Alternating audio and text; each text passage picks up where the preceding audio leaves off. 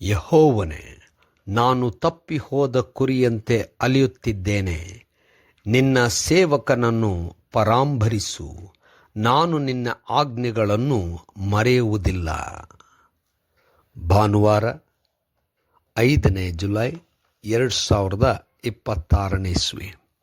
ಈ ದಿನದ ವಾಕ್ಯ ಧ್ಯಾನಕ್ಕಾಗಿ ನಾನು ಆರಿಸಿಕೊಂಡಂಥ ವೇದ ಭಾಗವು ಶ್ರೀ ಮತ್ತಾಯನು ಬರೆದ ಸುವಾರ್ತೆ 13ನೇ ಅಧ್ಯಾಯದ 16ನೇ ವಚನ.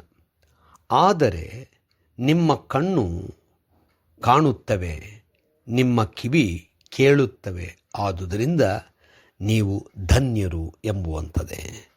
ಕರ್ತನಲ್ಲಿ ಪ್ರೀತಿಯುಳ್ಳ ಜನರೇ, ಶುಭೋದಯ. ಯೇಸು ಕ್ರಿಸ್ತನು ಕಣ್ಣುಗಳಿದ್ದು ನೋಡುವಂಥವನು ಧನ್ಯನು, ಕಿವಿಗಳು ಇದ್ದು ಕೇಳುವಂಥವನು ಧನ್ಯನು ಎಂಬುದಾಗಿ ಹೇಳುವಂಥವನಾಗಿದ್ದಾನೆ. ದೇವರ ನಾಮಕ್ಕೆ ಸ್ತೋತ್ರವಾಗಲಿ. ಕರ್ತನಲ್ಲಿ ಪ್ರಿಯರೇ, ಈ ವಾಕ್ಯ ಧ್ಯಾನ ಮಾಡೋಣ.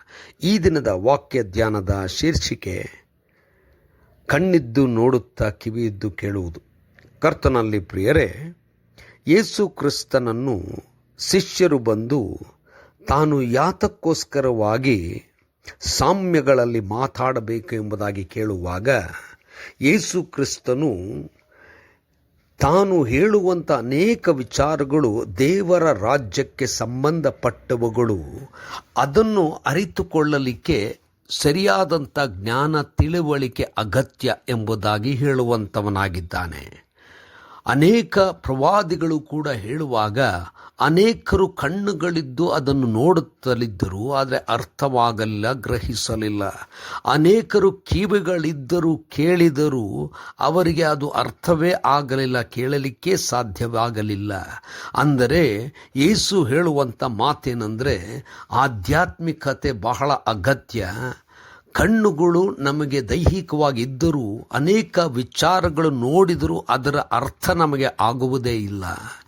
ಕಿವಿಗಳಿಂದ ಕೇಳಿದರೂ ಅದು ಖಂಡಿತವಾಗಿ ನಮ್ಮ ಮನ ಮುಟ್ಟುವುದಿಲ್ಲ, ಅರ್ಥ ಆಗುವುದಿಲ್ಲ, ನಮ್ಮಲ್ಲಿ ಯಾವ ಬದಲಾವಣೆ ಆಗುವುದಿಲ್ಲ. ಅದಕ್ಕೋಸ್ಕರವಾಗಿ ಅನೇಕರು ಇದೇ ರೀತಿಯಲ್ಲಿ ಇಂದೂ ಕೂಡ ಇದ್ದಾರೆ. ಮೆಸ್ಸಿಯನನ್ನು ನೋಡುವಂಥವ್ರು ಎಷ್ಟು ಧನ್ಯರೆಂಬುದಾಗಿ ಹೇಳುವಾಗ, ಅವರು ಯೇಸುವನ್ನು ನೋಡ್ತಾ ಇದ್ದಾರೆ, ಮೆಸ್ಸಿಯನ್ನು ನೋಡ್ತಾ ಇದ್ದಾರೆ, ಮೆಸ್ಸಿಯನಿಂದ ಕೇಳುತ್ತಾ ಇದ್ದಾರೆ. ಅವರಿಗಿಂತ ಧನ್ಯರು ಯಾರೂ ಇಲ್ಲ. ಈಗಲೂ ಕೂಡ ನಾವುಗಳು ವಾಕ್ಯದಿಂದ ಬಲ ಹೊಂದುವಾಗ, ವಾಕ್ಯವನ್ನು ನೋಡುವಾಗ ಅದು ಅನೇಕ ವಿಚಾರಗಳನ್ನು ತಿಳಿಸುವಂಥದ್ದಾಗಿದೆ. ಗ್ರಹಿಸುವಂಥ ಮನಸ್ಸು ಬೇಕು. ಕೇಳುತ್ತೇವೆ, ಆದರೆ ಕೇಳಿದ್ದು ನಾವು ತಿಳುಕೊಳ್ಳಲಿಕ್ಕೆ ಸಾಧ್ಯವೋ? ತಿಳುಕೊಳ್ಳುವುದೇ ಸೂಕ್ತವಾದದ್ದು. ಇಲ್ಲದಿದ್ದರೆ ನಾವು ಕೂಡ ಕಣ್ಣಿದ್ದು ಕುರುಡರೆ, ಕಿವಿಯಿದ್ದು ಕಿವುಡರೆ. ಯಾಕಂದರೆ ನೋಡುತ್ತೇವೆ, ಕೇಳುತ್ತೇವೆ, ಅದನ್ನು ಅರ್ಥೈಸಿಕೊಳ್ಳುವುದಿಲ್ಲ, ತಿಳ್ಕೊಳ್ಳುವುದಿಲ್ಲ, ಬದಲಾಗುವುದಿಲ್ಲ.